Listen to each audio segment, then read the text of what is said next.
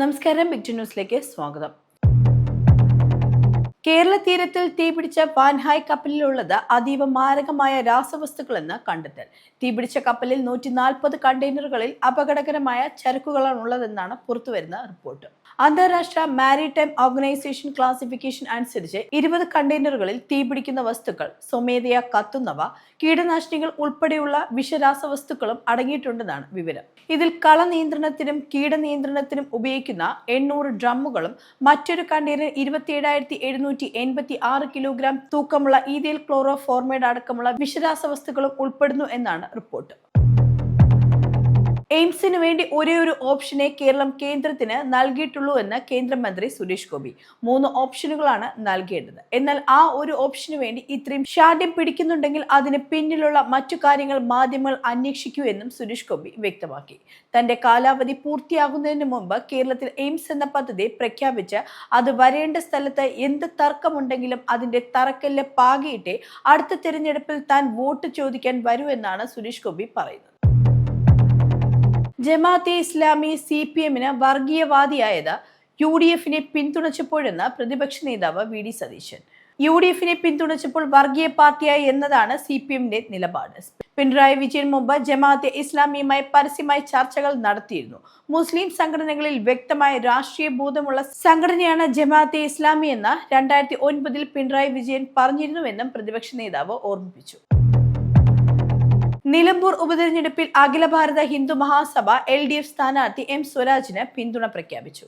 നിലമ്പൂരിൽ നടത്തിയ വാർത്താ സമ്മേളനത്തിൽ അഖില ഭാരത ഹിന്ദു മഹാസഭ സംസ്ഥാന പ്രസിഡന്റ് സ്വാമി ദത്താത്രേയ സായി സ്വരൂപാനന്ദാണ് LDFനെ പിന്തുണച്ച കാര്യം അറിയിച്ചത്. നിലമ്പൂരിലെ LDFന്റെ വിജയം കാലഘട്ടത്തിന്റെ ആവശ്യമാണെന്ന് സ്വാമി ദത്താത്രേയ സായി സ്വരൂപാനന്ദ നിലമ്പൂരിൽ പറഞ്ഞിരുന്നു. കേരളത്തിൽ പിണറായി സർക്കാർ വികസനത്തിന്റെ തേരോട്ടം നടത്തുകയാണെന്നും അദ്ദേഹം വെളിപ്പെടുത്തി.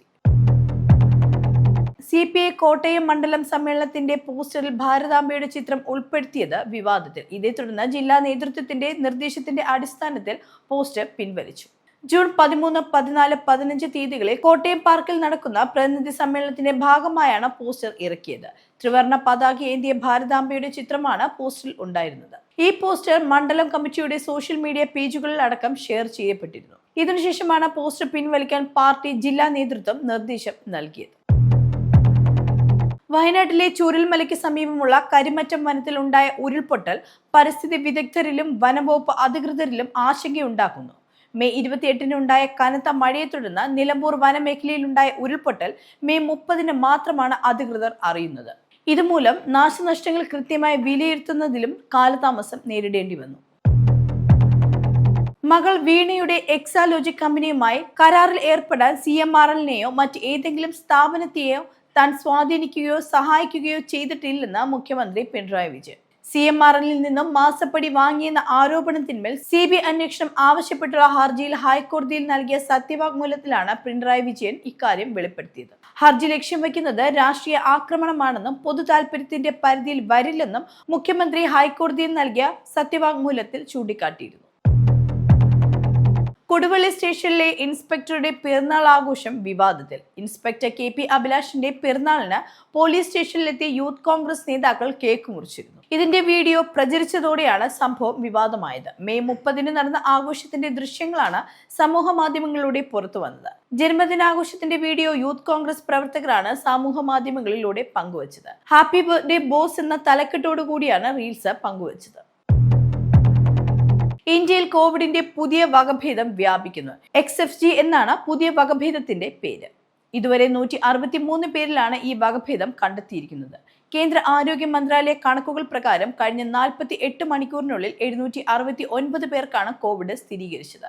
ഇതോടെ ഇന്ത്യയിൽ സജീവമായ കോവിഡ് കേസുകളുടെ എണ്ണം 6000 കടന്നു.